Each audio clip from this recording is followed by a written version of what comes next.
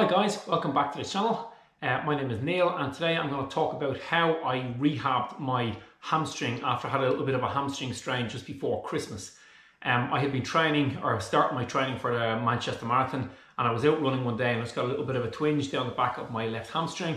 And I tried to run on and the pain was just too intense, so I had to just stop the run and get a lift home. And then since then I've been put into operation just a little battery of exercises that has taken away all the pain. Still remains a little bit of tension, but I keep on top of doing these exercises in order to relieve some of that tension and just to get myself back out. So since then I've managed to pretty much fully rehab the hamstring. So it's now the 15th of January, so this would have been probably around the 15th of December for the onset of the little bit of a hamstring strain. So here's the stuff that I did in order to get myself back running. The first thing I did, and I did this on a daily basis, probably about 2 or 3 times a day, I would have just stood up my feet just a little bit more than shoulder width apart, and then I just flex forwards and I go down as far as gravity will let me go. I don't overstretch it and I don't bounce it. I just go down and hold it for about 5 seconds, and then I'll come back up. And when I come back up, this is a really important part, I will extend my lower back, and then I'll come forwards again, and I will just flex it forwards again. Again, just letting gravity take you, and you can see I get a little bit further on that second one. Just hold it there. Couple of big deep breaths into the nose, out to the mouth, and then come back up. And again, that really important part is just to extend that lumbar spine, arch your back, and then just take it forwards again. And I'll get a little bit further on the third one. So there, without too much of a push, I'm just getting down to the floor there with my hands. Couple of deep breaths, holding it again for about 5 seconds, coming back up. As I come up, link the fingers, extend the back, get a little bit further on that extension this time. Down again, nice and slowly, but rhythmically, so I don't stop anywhere apart from the end of range on the flexion and on the extension. So just hold that there. So I'm getting a real big stretch now through both hamstrings, but I can feel it more on the left than I would on the right. Come back up, link the fingers, extend it right back, good, and then just drop it down. And last time, just get right down. You should be able to get a big flexion this time and really feel that you increase that range of mobility in terms of flexion forwards. And relax.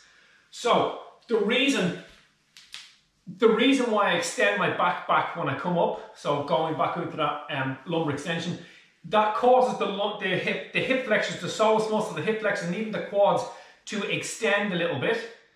And then as they extend, that causes the hamstrings to relax even more. So you kind of get a stretch in the hamstrings when you fold it forwards, and you're really promoting them to relax when you extend your body back. So that's how I did my stretching. Again, I would have done that probably what I just did there twice before I would go out for a run, and then maybe twice again when I come back from a run. So each one is 5 reps going forwards and backwards. I would do that twice, so 10 over the space of about 2 minutes. And then when I come back from my run, I would do the same.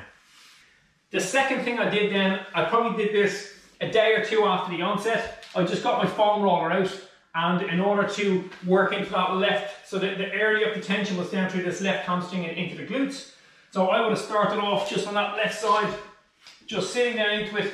I've got my hands at the back to take some of the pressure off, and I would just start to roll along those glutes, just nice and easy, keeping my heel on the ground, so the heel stays down. And then after a couple of days, I wanted to intensify that. I could just lift that heel up. So now I have the weight of my leg and some of my torso weight all going through that glute medius muscle, glute maximus muscle as I roll forwards and back.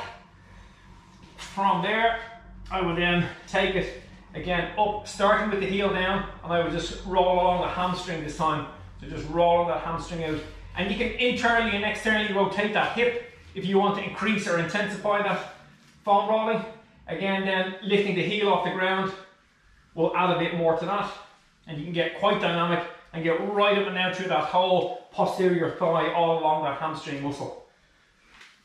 It's important to point out and to remember that when you're doing any sort of foam rolling, whether it be for your hamstrings, glutes, quads, up through your lats, upper back, in between your shoulders, wherever you're foam rolling, when we use the foam roller, we're not trying to break down any scar tissue or break down any tightness or tension or alleviate any stress in the muscles, or even to develop flexibility. The foam roller doesn't do that. There's tons of research to show that that's not what it does. The main reason why we use the foam roller is just to supply the area with quite a lot of a sensory input And that sensory input kind of gives a message to the brain to say that actually what's going on down at this muscle is not that bad, so we can maybe just kind of tone down the pain or turn down the amount of pain volume that you get. It works pretty well on a very short-term basis. It's not going to give you any massive long-term relief, but it just does feel good sometimes, and definitely gives a positive feedback loop if you are in some sort of pain or discomfort.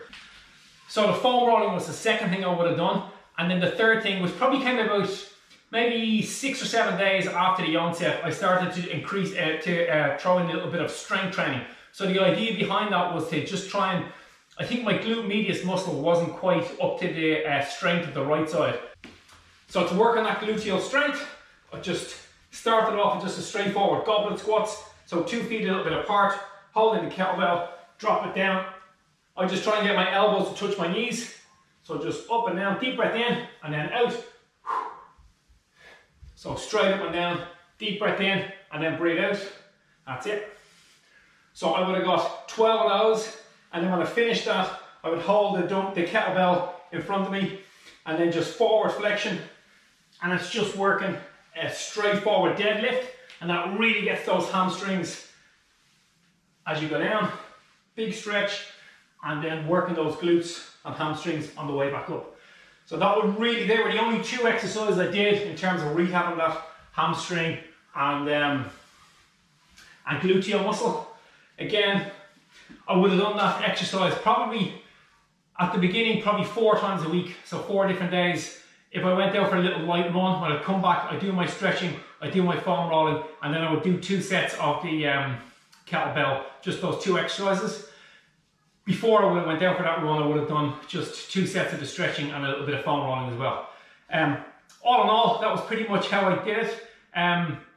Probably took me about maybe a week and a half of just doing that before I tried a run. And then once I tried that, I had a really easy run, and that seemed to go really well. And then I just progressed my run, but kept on top of all this ancillary stuff again. If you have any questions on any of that stuff, just hit me down below. Just put a comment down there. If you like this video, give it a thumbs up. If you're interested in this sort of stuff, make sure you hit that subscribe, because I'm going to put out a lot more of this sort of stuff on my channel going forward from here. Anyway, like I say guys, run far, run fast, but most of all, run sensible.